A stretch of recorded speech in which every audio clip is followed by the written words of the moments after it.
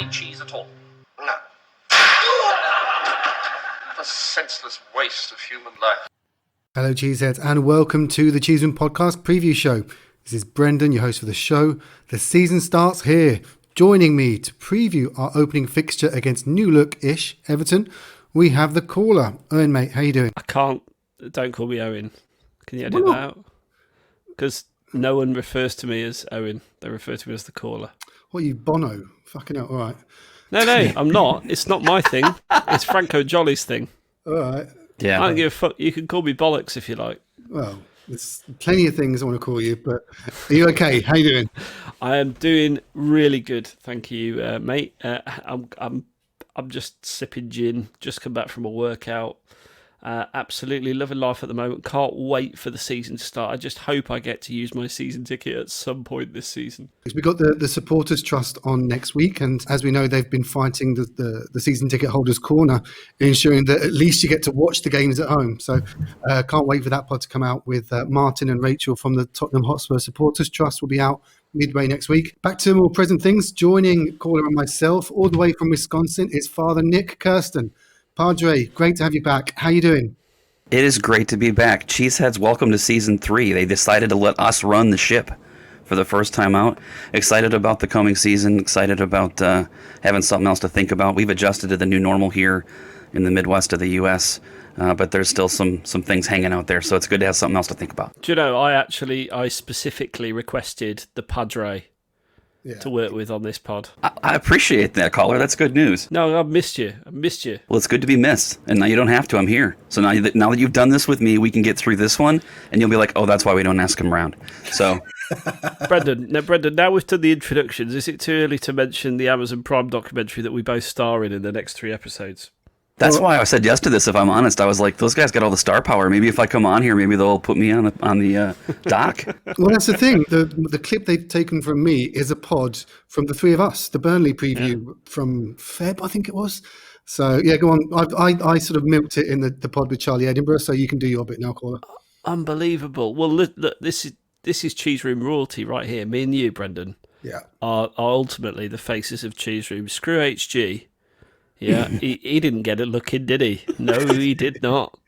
Yeah, Mr. Jolly, the famous founder, didn't get a look in, did he? And finally, Franco, the host with the most in the UK, he didn't get a look in either, did he? No, the caller got the look in. The caller is the man with the sprinkling of stardust that they come to. I mean, they did ask me if I would provide the voiceover for the whole series, but I said it was unavailable. And Tom Hardy got the gig. Right.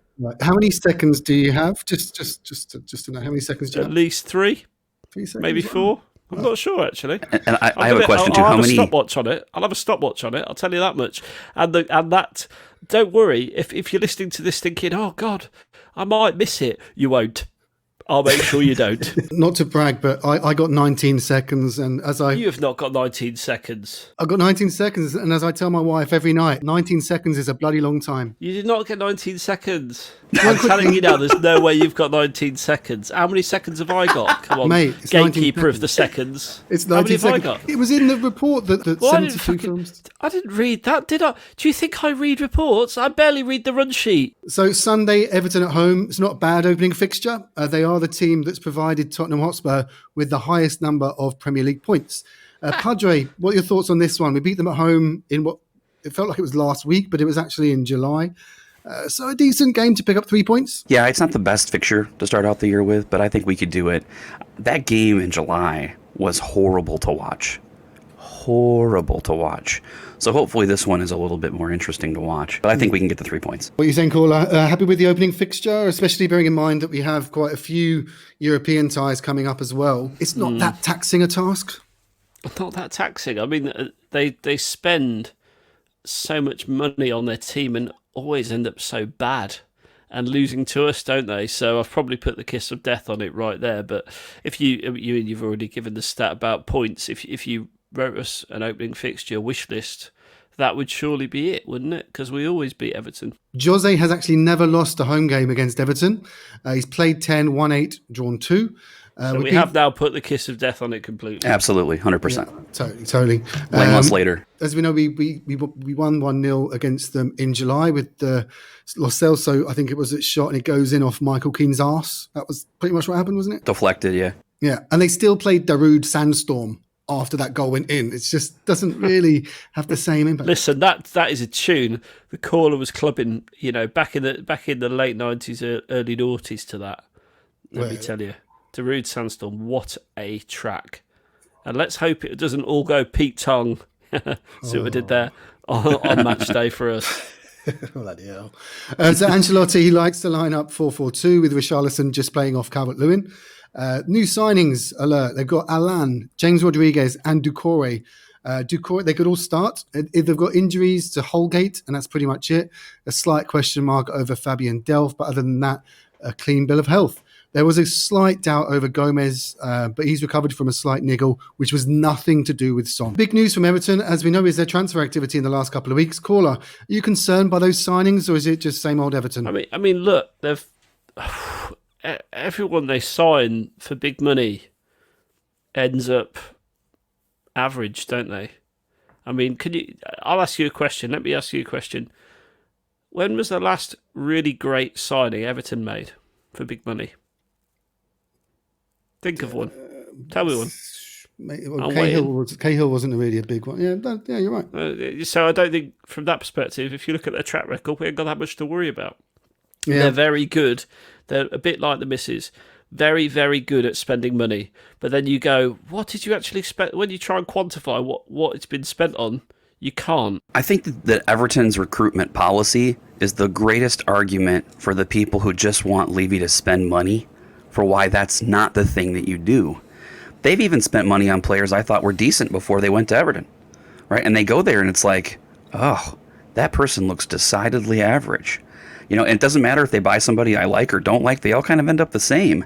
It's not about spending money. The only thing I would say in this case is that Ancelotti is a good manager. I expect he has a thing he wants to do. I would be very surprised with the building project they have going on up there if there wasn't something happening where he asked for, I want these players, or I want to have a say in this. So the only thing you could say there is if we think that these were actually his signings and he has a specific way he wants to play, that maybe it'll work out okay. The only problem, the good news for that with us is he just brought all these players in the last 10 days. So even if they play, how coherent are they going to be together? How unified, right? I don't know. The cohesion's going to be a problem for them if they play everybody. And if they don't play everybody, they're way less scary. Paula said, if you look at their track record, so they have the season where they bought in Schneiderlin and Sigurdsson and Pickford. I think maybe Pickford's probably the only one that worked out there. Then the summer after, they get in Iwobi, Walcott, I think was maybe in January, Bernard, Richarlison. Again, they've not really kicked on. They signed Keane from Burnley too, right? They spent big money on him. It was like he's the next greatest, English center back, and he went there and he's looked very average. He scored a good goal for us, so I'm happy with that one. So yeah, there were question marks over there. I think probably only Doucouré will start on Sunday. I think certainly James Rodriguez will take a while to get up to the pace of the Premier League. He's had such a fall from grace since James. Jesus. James? Yes. James, yes. Listen, sunshine, you're not down the Rio de Janeiro beach. It's nothing wrong Rio with de Janeiro beach, are you now? Calling it James. It's James. Yeah? It's James. James. He's Colombian. How do you pronounce Mora? Ancelotti is a box office manager, and him and Jose have a good relationship. Caller, do you think that he can deliver for Everton eventually? If you're going to call him Jose every time, you need to call Ancelotti. Ancelotti! Come on.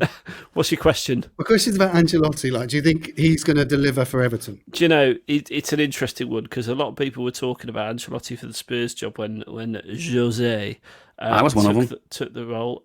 You were. I remember it. I remember it distinctly.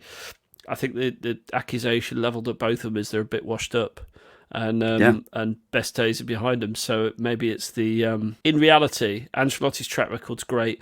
His track record is great as well. So it should be a great showdown. I think if there's anyone that can make Everton good, Ancelotti is the man, because he has got the proven track record. Everywhere he's gone, he's won things or improved teams. And he plays quite a nice style of football as well. So you would like to think, as has already been touched on, these signings are actually for something. Yeah. They're not just random, see him sign it. Ones that we've had previously, big names, stars signing and then just there for the money. So I would imagine it will be a very challenging game for us, all jokes aside. Yeah, he certainly has pedigree. Padre, what are your thoughts on Ancelotti? Have you sort of followed his career from the US at all? Yeah, I mean, he's been at big clubs, right? So like if you're watching from the States and you're watching, Madrid when he was there, or the places he's been are places that you see in American TVs, right? So he's a box office draw here too. I was trying to think, was it him that followed Jose at Real Madrid? Basically came in with a bunch of players he didn't sign and made. They were good for a year with him. So look what he did at Chelsea. Absolutely, he's a talented guy. Past it, I don't know. I mean, there's still people looking for his name every time a job opens up. I think he's a good fit for them. It's a good get. Whether he actually helps them get better, I don't know. But if you're trying to start a new stadium and you're trying to do what they're doing up there, trying to compete with the red side of town, you need somebody with box office, and he's certainly that. Definitely. So moving on to us, we could see the full debuts of Højbjerg and Doherty. Injury-wise, we haven't seen anything of Lo Celso at all pre-season, so we can assume that he's out. Caller, what's your likely lineup? Luiz in goal, Davies, Toby, Dyer, Doherty. Midfield of Sissoko and Højbjerg, with Dele behind Kane, flanked by Son, and one of Lucas or Bergie.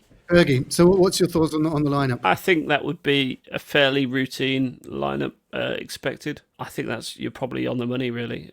Dyer for Sanchez, maybe. Sissoko, do you think that Sissoko will be in? Well, it's either him or Winks. That's it. Yeah, I would say Winks. I would favour Winks over Sissoko. And I think he'll definitely try and accommodate Dele, which would be the other sort of talking point for me. Lucas and Bergwijn, you take your money, you pay your choice, really. Well, I think that the Lucas has shown he presses a lot. Like, I think that's one of the things that we saw in his game improve post-lockdown, was that he was actually closing players down and doing a bit of the dirty work that perhaps Lamela did in the past. Congratulations, Lucas. You've become Lamela Part 2. HG would say. It's an important part of Jose's tactics, though, is that at least one of the front players press whilst the other one finds space. So, what's interesting about the documentary? It's interesting. Mourinho is talking about high press all the time, and for some reason we just don't do it in those games where he's describing we want high press, high pressure on the. It didn't really work. It didn't work like it used to under Pochettino. So it's just, I do find it interesting that everyone was sort of describing when he came, especially after lockdown, and we haven't seen that bit of the show yet, the bit that me and you are in, Brendan. It would be interesting to see what the tactical switch is in there, because it didn't feel to me like we were pressing those teams at high energy, high tempo like we did under Pochettino. So it'll be interesting to see how we start out this season. I do think on the selection, Doherty and Højbjerg just give us a completely different way of playing. Totally different way of playing. So I'm really looking forward to Sunday. I'm really looking forward to seeing us in action. Yeah. Now, they've been sensible signings, and I did make the point in the review of the Amazon doc with Franco and Charlie Edinburgh that in the Southampton game he said, we press high, and we didn't. Anyway, Padre, what's your thoughts on the lineup? Who do you think will get the nod over? Do you think it'll be Lucas or Bergwijn, or is it much of a muchness? I expect to see Lucas. I mean, we know that that Jose likes to play the same players, right? He's got a group of players that he puts on the team sheet. I expect to see those players. I even have questions. I mean, there's been all kinds of talk about Aurier on the way out, etc. But I mean, if Doherty's not fully bedded in, if they don't, you may see him here. Winks, he's been out. There was rumors all over the internet that he was one of the people who had COVID, right? If he's not available, you're going to see a Sissoko. If he is available, it could go either way if they're going to play Højbjerg. So it just depends on how that lands. But I think basically that 13 or 14 players we're talking about, you're going to see some configuration of that 13 or 14 players. And the ones you don't see, if they're available, they'll be on the bench. Yeah. Do you think we'll see Ndombele on the bench? Because I can't see him starting. I think he's got to be on the bench. And I would say this. I think that at this point, we're moving to sell him. So unless he shows something, we're going to sell him. But he can't. Yeah, but he's not worth anything now. The reason he wasn't sold already is because we can't get anything out of what we put into him. If you're going to get that, you need to play him and hope that he shows something, enough of something, that someone's going to want to give you some money for him. So I think at this point, even if we're not keeping him, you're going to see him get minutes just because we have to have enough to put into a highlight reel to try to sell him for 35 or 40 million, right? He's going to have to do something in that space. This may not be the game for it. I just think Ndombele, I don't think they're going to sell him. I don't think we're willing to lose the money on him. So unless he's has been suggested by HG previously, he's used as a counterweight for another player, a player trade. I just see him staying at the club, and I think, to be honest, the first season is always crap for people who come over to the Premier League from other leagues. Generally, that is the general rule. So we do need to see something different from him this season, and. I haven't seen anything so far to suggest that Jose can't work with him. What will, again, be enlightening, obviously the bit that in the documentary I do the voiceover, ahead of Tom Hardy on, will be about Ndombele. Which will be the first time, I think, that he's been featured, because he's not appeared at all in the first 6 episodes. Yeah, exactly. So I don't know whether there's a good chunk of an episode about him. I would imagine there is. And the fans clamour to play him, which there was, and then it's sort of the disappointment of him and maybe the sort of pressure and everything that's on him. But we might get an inside look into sort of how Jose views him. Obviously, the Danny Rose thing, no one had any... Well, we had a pretty good guess that kind of conversation would have taken place with Danny Rose, but he didn't know. And he hasn't been seen since. So I think what you'll see...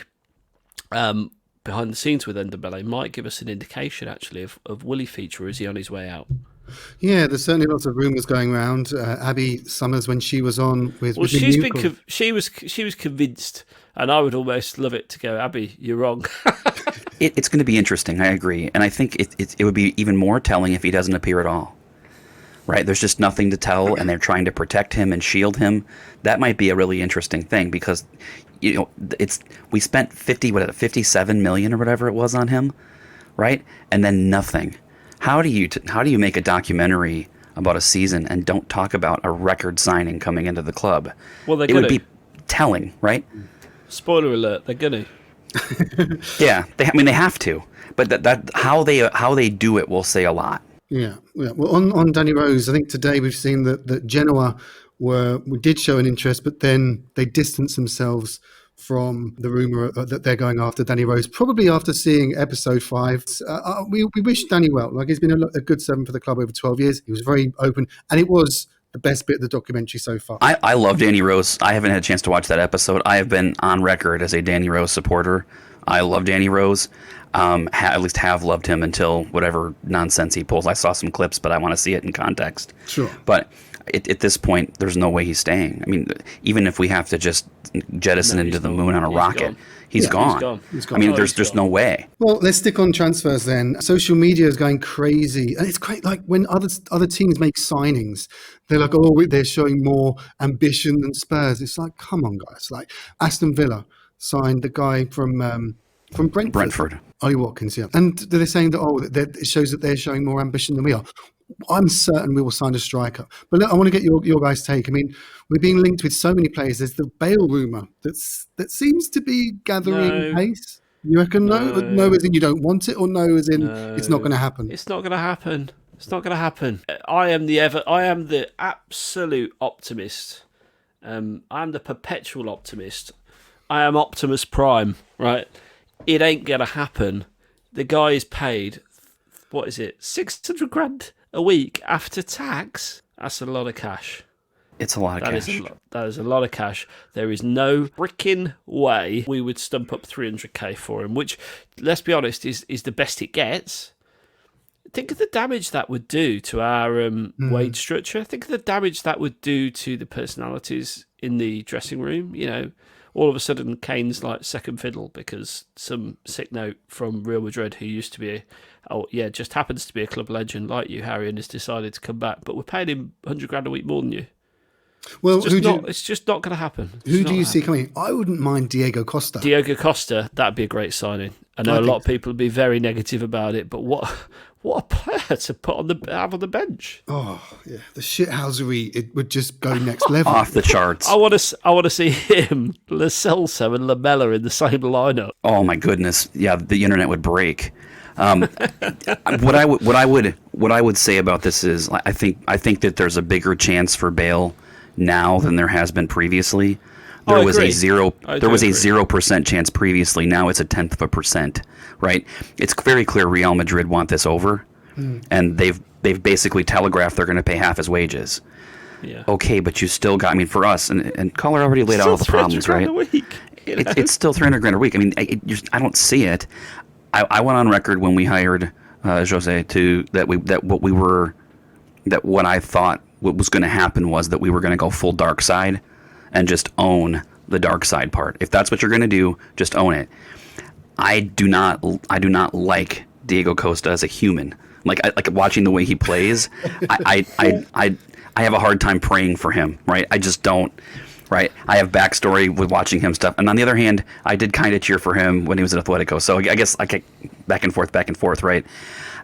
Hashtag pray for Costa. If we're going in full bore on this, and you're going to be hard pressed to get somebody who would actually come, who would be better. And here's the thing: he is he seems to thrive off negative attention. Like he's one of those guys who really he wants you to hate him, right? If that's what it is, and that's the way that we're going to go, and we're going to have this harder edge, that would certainly be a way to do it, right? Higuain, I don't see that. Bale, I don't see, some nameless guy. What was the striker from Napoli? Milic? Milic, yeah. He seems like a decent player in Italy, but it's the same problem. We need somebody that's going to come in and do a thing right away. Who is going to come and sit on the bench behind Harry Kane? You need one of these people who the best days are behind them, with all due respect, but can still do a bloody good job, like Llorente did for us. You need them to come and sit on the bench. And to be honest, I'm surprised we let Troy Parrott go out on loan, but I think that loan will do him the world of good. And next season, when we talk about next season, I think then he comes into the mix as well. So that'll give you 3, albeit Kane might be on his way then, but that's another story. Look, Parrott going on loan, I think is a good sign. I think he would not have let Parrott go if he wasn't going to bring another striker. Exactly. He is. So everyone's going mental on Twitter. But here's the thing: the same people that are going mental were the ones in January who were clamouring for us. Did you remember that guy we were very, very, very heavily linked with, who scored about 10 goals in Serie A? I think it was. What was his name? Piatek. Should we talk about Piatek now? Do you want him? Let's get him in there. We'll end up with a Diego Costa, and it'll be because that's the best fit for the side, and that's what Jose wants. Not because we can't attract a top striker, but we can't attract one who is at the peak of his powers because of Harry Kane. No, right. I think Jose actually has a something to do with this, right? If Pochettino is going to a striker and saying, no, you're going to play. That doesn't mean anything because Kane ran him, right? I mean, that on some level. I think that this is a little bit different. If Jose calls somebody and says, listen, I'm going to make sure you get 30 games, in a 65-game schedule. You're going to get 30 games for us. That's enough. Especially for one of these guys who's either trying to prove himself. We would not have sent Parrott out on loan if Jose had any idea that he was going to be a player for us this season, right? And we don't have enough strikers. We have to have one. Levy is not dumb. You can say whatever you want about him, right? He's not stupid. We don't send Parrott out unless we had a relative confidence we could bring somebody in. Well, gents, let's get your predictions for the Everton game. Caller, start with you. What do you think the score will be at New White Hart Lane, Tottenham Hotspur Stadium on Sunday even? Spurs 3, Everton 1, because we can't keep a clean sheet. And old habits die hard. We did last time we played them, like in July, but never mind. Well, I'll take that. Padre, how about you? I've got us 2-1 over a scrambling, unfamiliar Everton side. Some of those pieces are moving, and they're just not cohesive enough to handle what we've got in terms of organization and being away to us. 2-1 us, Kane and Delhi. I'm going to go 2-0. I think that we will keep a clean sheet, and I don't think Everton have got that much going up front, and their defence a bit leaky. Coleman's getting on a bit. Mina's just come back from injury. We can get at them. So I'm going to go 2-0. Cheeseheads, do listen out for the review of what we hope will be an emphatic win over Everton. That will be out Sunday night, Monday morning.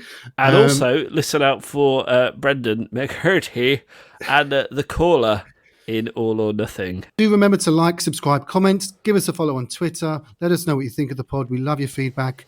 And as ever, come on you Spurs. At Caller Cheese Room, come on you Spurs. Come on, you Spurs.